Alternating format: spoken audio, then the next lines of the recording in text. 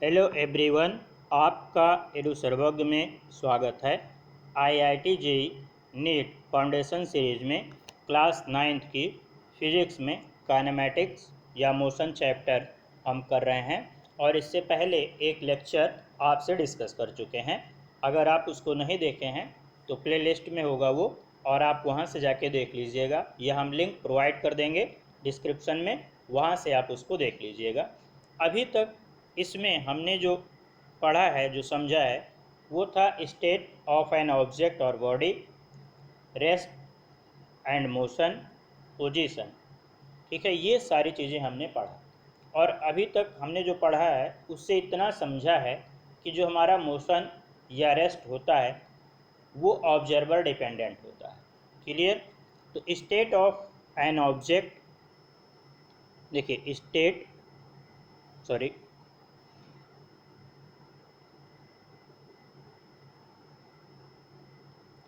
State of an object, तो ये दो होती हैं, ये हम जानते हैं। एक रेस्ट होता है और दूसरा मोशन। यही दो स्टेट होती हैं किसी भी ऑब्जेक्ट की। और हम ये भी जानते हैं कि हम रेस्ट या मोशन को कैसे पहचानते हैं। तो कैसे पहचानते हैं? ऑब्जेक्ट की पोजीशन को देख के। ठीक है, रेस्ट में है कोई ऑब्जेक्ट या मोशन में है, उसको कैसे पता करते हैं? उसकी पोजीशन को देखकर। क्लियर? और ये पोजीशन ऑब्जर्व कौन करता है, देखता कौन है? जो भी देखता है, जो हमको बताता है, उसको हम कहते हैं ऑब्जर्वर। क्लियर? तो हमारा जो स्टेट है किसी भी ऑब्जेक्ट या बॉडी की, वो ऑब्जर्वर डिपेंडेंट होता है। ये हम पहले भी बता चुके हैं। क्या होता है ये? Observer dependent.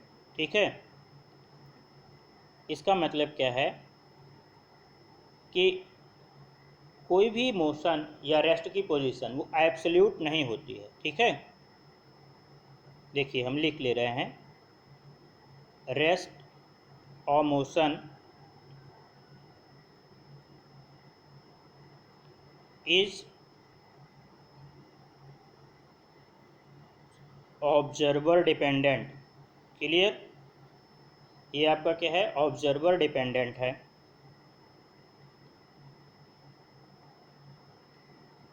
इसका मतलब होता है कि एक ही ऑब्जेक्ट एक ही टाइम पे दो अलग अलग ऑब्जर्वर के रिस्पेक्ट में मोशन में भी हो सकता है और रेस्ट पे भी हो सकता है। ठीक है, मतलब सेम ऑब्जेक्ट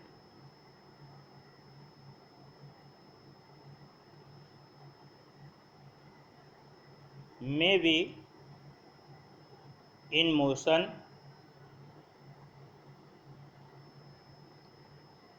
और at rest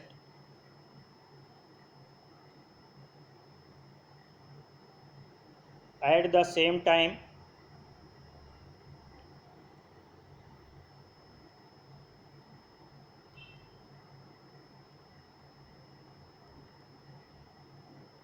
with respect to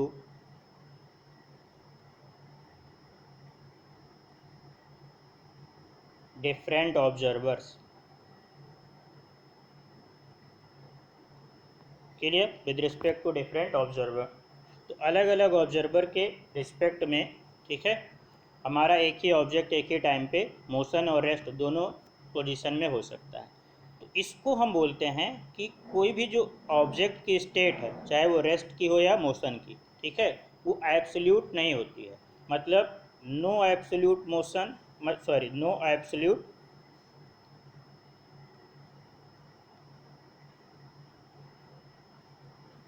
motion और रेस्ट।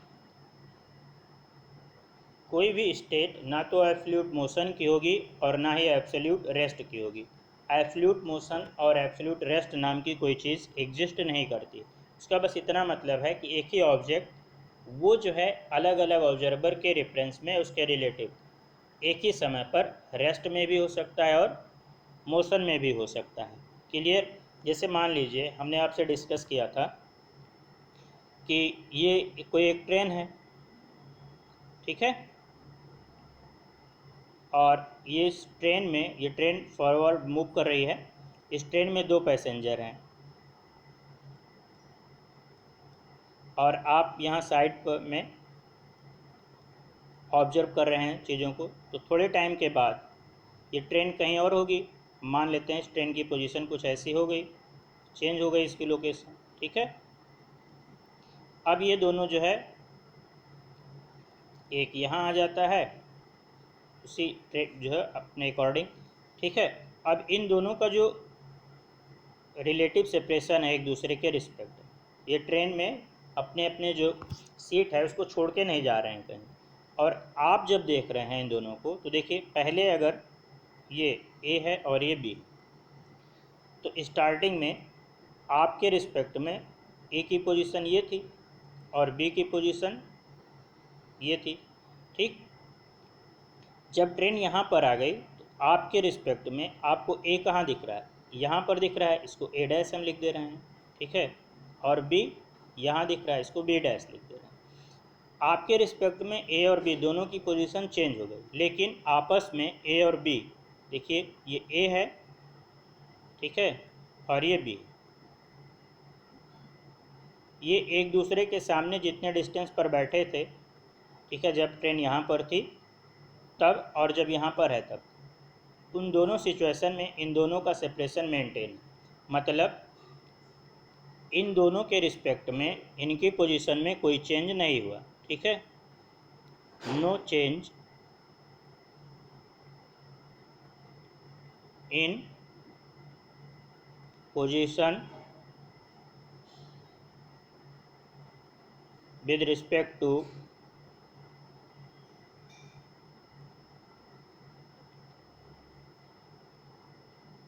each other। इसका मतलब है ए के रिस्पेक्ट में बी और बी के रिस्पेक्ट में ए रेस्ट पर होगा, ठीक है। इसका क्या मतलब हुआ, both are at rest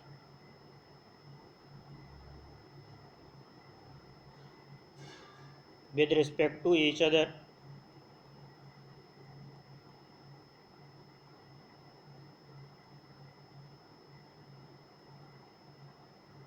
clear. लेकिन आपके रिस्पेक्ट में देखिए, आपके रिस्पेक्ट में ए डैश तक चला गया, बी की जो पोजीशन है नहीं वो बी डैश की हो गई।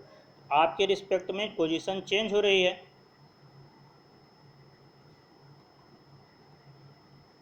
आपके रिस्पेक्ट में पोजीशन में चेंज है, तो आप क्या बताएंगे, आप बताएंगे कि दोनों जो पैसेंजर ए और बी हैं वो किस में हैं, मोशन में हैं, ठीक है।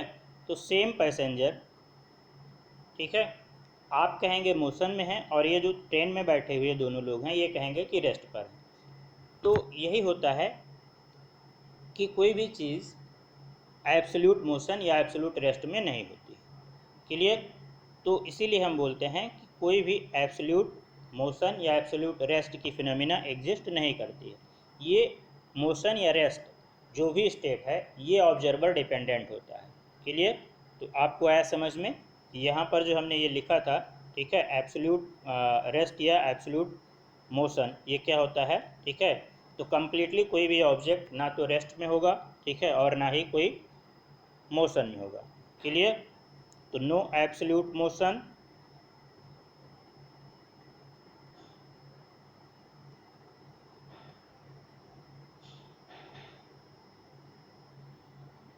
एंड नो एब्सोल्यूट रेस्ट, ठीक है। एब्सोल्यूट मोशन और एब्सोल्यूट रेस्ट की कोई भी स्टेट एग्जिस्ट नहीं करती है, सब ऑब्जर्वर डिपेंडेंट या ऑब्जर्वर रिलेटिव होता है, ठीक है, रिलेटिव टू ऑब्जर्वर, क्लियर। जो भी स्टेट होगी रेस्ट या मोशन की वो ऑब्जर्वर के रिलेटिव में होती है।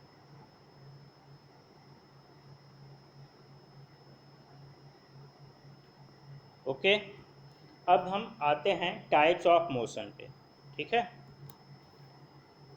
Types of motion.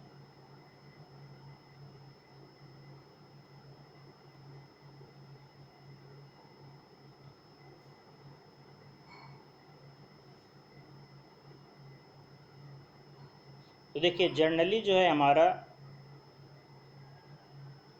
जो टाइप्स ऑफ मोशन हैं वो कैटेगराइज किया गया है। मेनली 3 टाइप्स के होते हैं, लेकिन कहीं कहीं रैंडम मोशन अलग से लिख दिया जाता है, तो हम भी आपको बता दे रहे हैं। फर्स्ट होता है आपका एक रैंडम मोशन। क्लियर। दूसरा ट्रांसलेटरी या फिर ट्रांसलेशनल मोशन।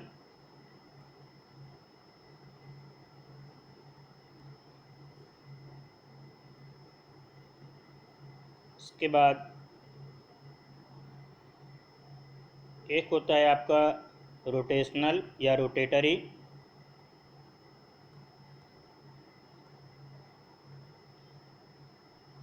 और एक फोर्थ आपका होता है ऑसिलेटरी और वाइब्रेटरी।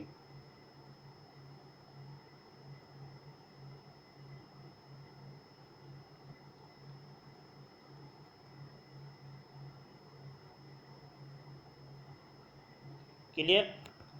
तो ये लगभग 4 टाइप्स के आपके मोशन डिफाइन किए जाते हैं। ठीक है। अब बाकी रैंडम मोशन और ट्रांसलेशनल, रोटेशनल और ऑसिलेटरी, ठीक है, ये हम डिफाइन करते हैं क्या होता है। देखिए, जब हम कोई भी ऑब्जेक्ट है या बॉडी है जो रैंडम मोशन में होगा,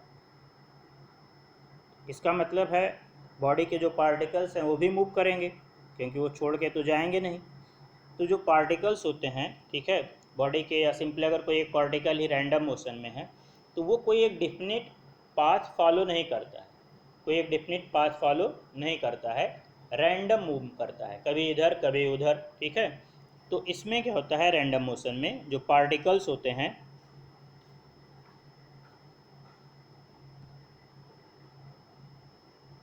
move randomly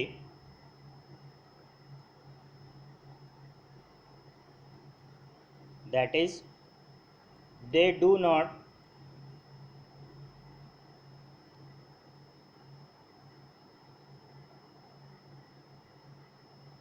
follow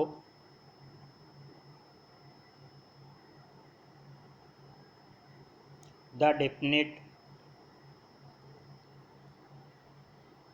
path। Clear. अगर इसमें एग्जांपल देखें हम, तो जो डस्ट पार्टिकल्स का मूवमेंट होता है एयर में वो रैंडम मोशन होता है। ठीक है। तो मोशन ऑफ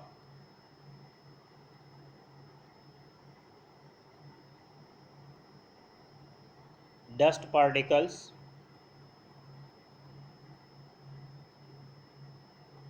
इन एयर, ये क्या होगा, रैंडम मोशन की एग्जांपल। ठीक है।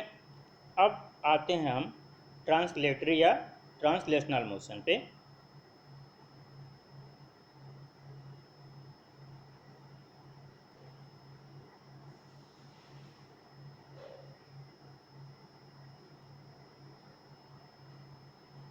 देखिए, जब भी कोई ऑब्जेक्ट ट्रांसलेशनल मोशन परफॉर्म करेगा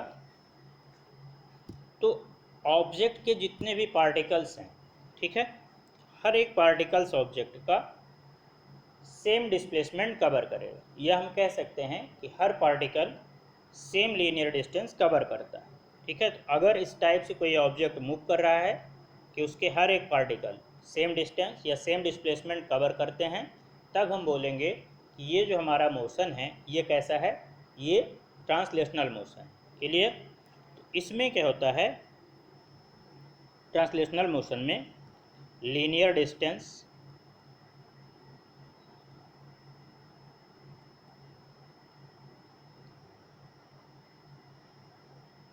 या फिर displacement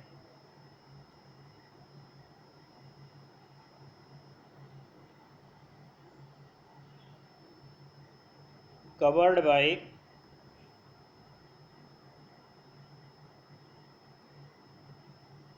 each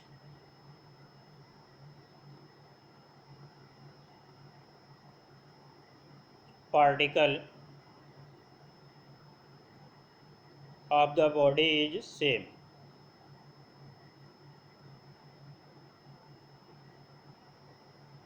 during the motion. Clear?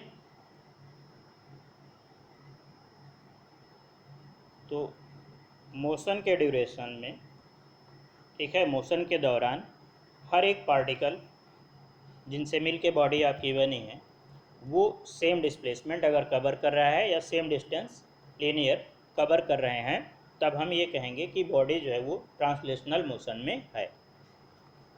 अब ये जो ट्रांसलेशनल मोशन है इसमें फर्दर डिवीजन किया गया है, ये 2 टाइप्स का होता है। ठीक है, तो फर्दर इसको डिवाइड किया गया ट्रांसलेशनल मोशन को। एक आपका जो होता है कर्वीलीनियर और एक होता है रेक्टिलीनियर। फर्दर इसमें जो डिवीजन है वो है आपका कर्वीलीनियर और एक जो है rectilinear.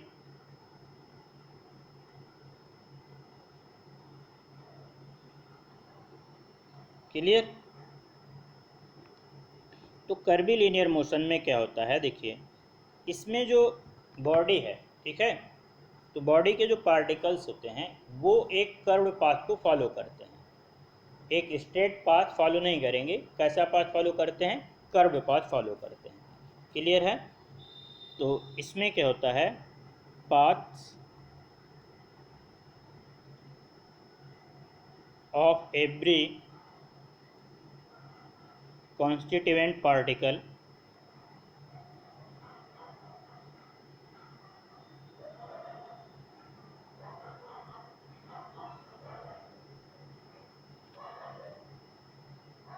paths of every constituent particles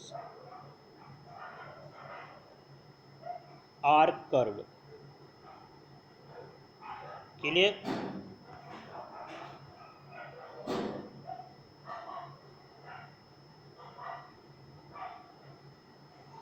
जैसे मान लीजिए ये हमारी एक बॉडी है,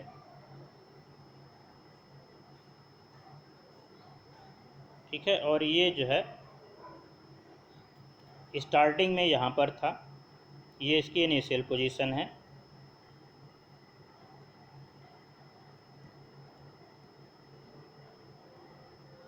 और ये फाइनल पोजीशन है। तो मान लीजिए इसमें हम कोई भी, चलिए ए बी सी 3 जो है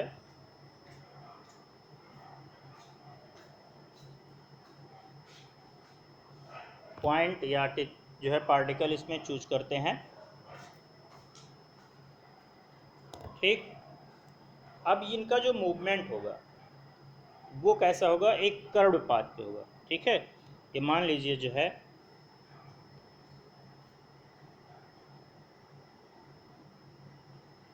ये किस एक कर्व पाथ को फॉलो करते हुए बॉडी अपनी फाइनल पोजीशन तक आई।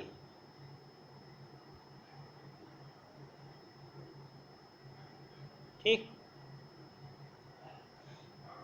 तो ये जो है हमारा जो मोशन होगा ये कर्वीलीनियर मोशन होगा। इसमें देखिए यहाँ पर जो एक पार्टिकल है इसका जितना डिस्प्लेसमेंट है, ये जो पार्टिकल है इसका जो डिस्प्लेसमेंट है, ठीक है, और ये जो पार्टिकल है इसका जो डिस्प्लेसमेंट, ये आपस में जो है क्या है, सेम होने चाहिए। या हम अगर डिस्टेंस देखें, ठीक है, अगर हम इसको ए बी और सी लिख रहे हैं, यहाँ पर भी अगर फाइनल पोजीशन में इसको ए डैश बी डैश और सी डैश, तो ए से ए डैश, बी से बी डैश और सी से सी डैश, ये जो हमारी लीनियर डिस्टेंस है या डिस्प्लेसमेंट है सेम दिख रहा है।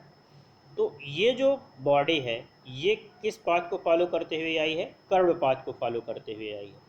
कैसा पाथ है ये, इसका कर्व पाथ है। ठीक है, और कर्व पाथ फॉलो करते हुए आने के बाद इसका हर एक पार्टिकल सेम डिस्प्लेसमेंट कवर कर रहा है। ठीक है, क्या है, डिस्प्लेसमेंट सेम है। तब ये जो है मोशन जो होगा वो कैसा होगा, कर्वीलीनियर कर्वीलीनियर मोशन होगा। ठीक है, ये सब सेम डिस्प्लेसमेंट है और सेम डिस्प्लेसमेंट कर्व पाथ, तो हमारा जो मोशन है वो कर्वीलीनियर मोशन होगा। क्लियर हुआ? अब हम आते हैं रेक्टिलीनियर पे। अच्छा, एक चीज़ और चलिए यहीं बता दे रहे हैं, इसमें जो बॉडी का ओरिएंटेशन है वो चेंज नहीं होना चाहिए। ओरिएंटेशन में चेंज नहीं होना चाहिए। ठीक है, तो इसको लिख लीजिए, बॉडी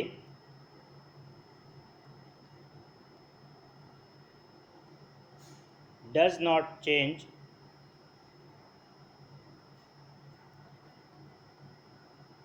its orientation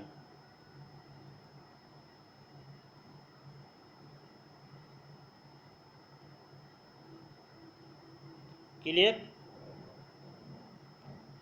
मतलब अगर ये टॉप जो है अपवर्ड है, ठीक है, तो फाइनल पोजीशन पे आप टॉप को जो है डाउनवर्ड नहीं करेंगे। तो बॉडी का ओरिएंटेशन सेम होना चाहिए, चाहे वो कर्वी लीनियर हो और चाहे वो रेक्टिलीनियर हो, ये दोनों के लिए है। ठीक है, अब नेक्स्ट पर आते हैं हम रेक्टिलीनियर मोशन में।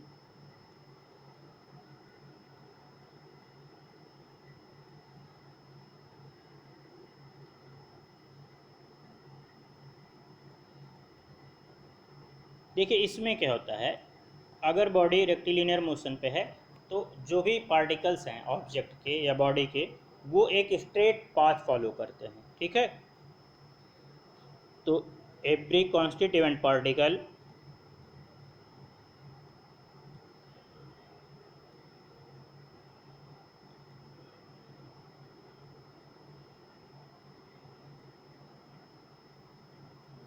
ऑफ द बॉडी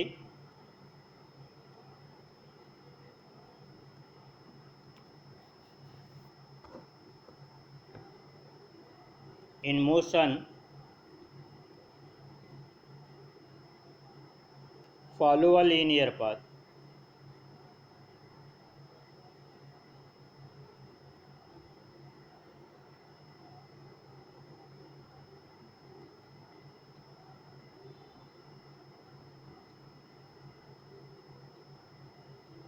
क्लियर, तो अगर इस टाइप से बॉडी का मूवमेंट है तब वो कैसा होगा, रेक्टिलिनियर होगा।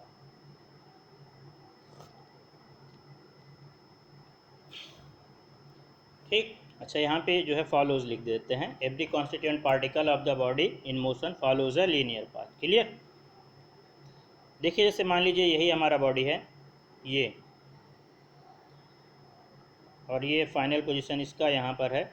ठीक है, तो ये जो है एक लीनियर या एक स्ट्रेट पाथ फॉलो करता हुआ अपना इनिशियल से फाइनल पोजीशन तक पहुँचा है। ठीक है, एक स्ट्रेट पाथ। और इसमें भी देखिए जो है, जो डिस्प्लेसमेंट या डिस्टेंस है हर एक पार्टिकल का वो सेम होगा। ठीक है, तो ये कैसा है, स्ट्रेट पाथ है।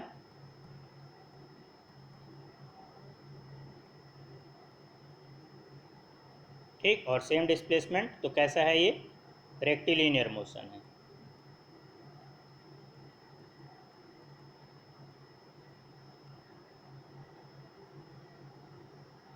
क्लियर, अब आते हैं हम रोटेशनल मोशन पे।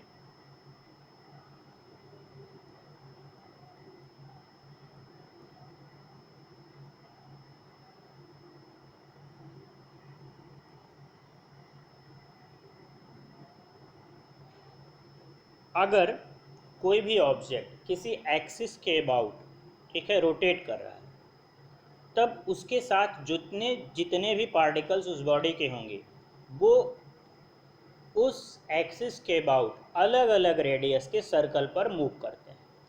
क्लियर है, लेकिन हर एक पार्टिकल की जो एंगुलर स्पीड होती है या एंगुलर जो वेलोसिटी होगी वो सेम होती है। तो रोटेशनल मोशन में क्या होता है, each and every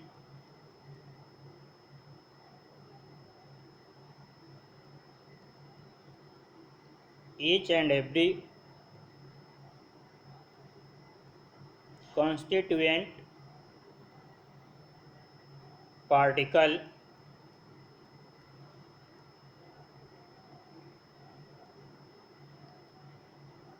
of the body revolve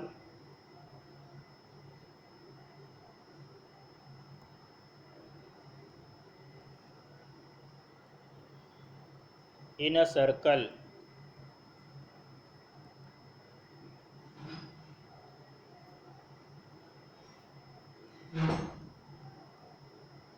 about the same axis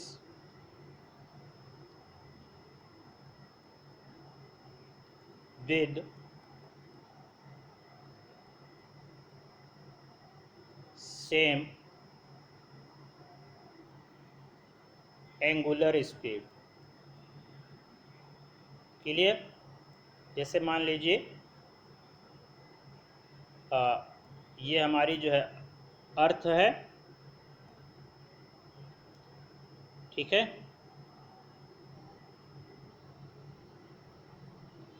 तो और अर्थ अपने जो है एक्सिस के अबाउट क्या करता है, रोटेट करता है। ये अर्थ की एक्सिस हुई,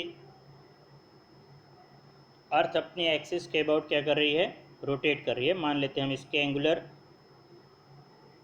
स्पीड ओमेगा है। तो इस अर्थ से अटैच जितने भी ऑब्जेक्ट हैं, जितनी भी चीज़ें हैं, ठीक है, सब जो है एक सर्कुलर पाथ पे मूव करेंगे। और सबके लिए रेडियस अलग अलग हो सकता है, सर्किल की रेडियस सबके लिए अलग अलग हो सकती है, लेकिन जो एंगुलर वेलोसिटी है वो सबके लिए क्या होगी, सेम होगी। तो रोटेशन मोशन में एक एक्सिस के अबाउट, ठीक है, बॉडी के हर एक पार्टिकल, हर एक पार्ट, ठीक है, एक सर्कुलर मोशन में होता है और उनका जो एंगुलर स्पीड होती है वो सेम होती है, ठीक है। एग्जाम्पल में भी क्या है, रोटेशन ऑफ अर्थ है।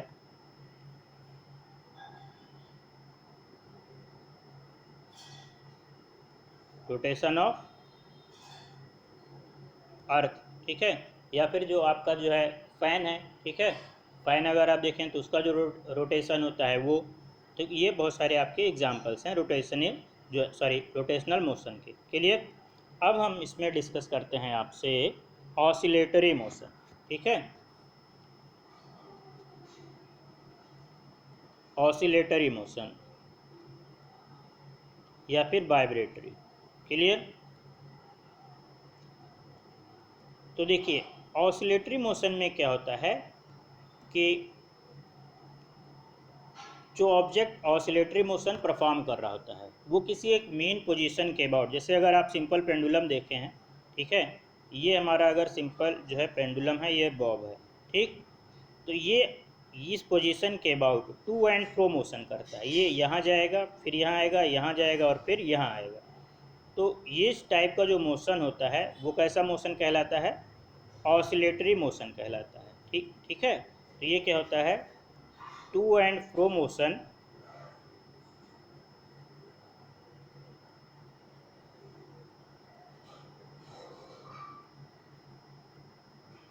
about a fixed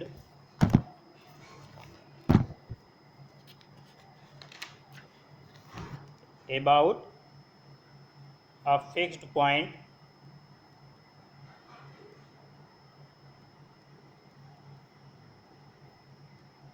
is called oscillatory motion,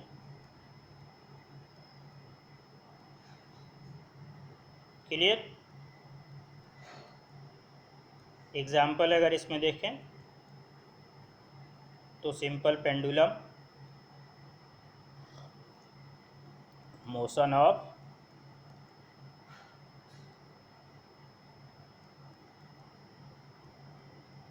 simple pendulum, ठीक है, ये भी ऑसिलेटरी मोशन का एक एग्जाम्पल है, क्लियर। तो आज बस इतना ही, और फिर इसमें आगे हम मिलेंगे, स्केलर और वेक्टर डिस्कस करेंगे। Thank you.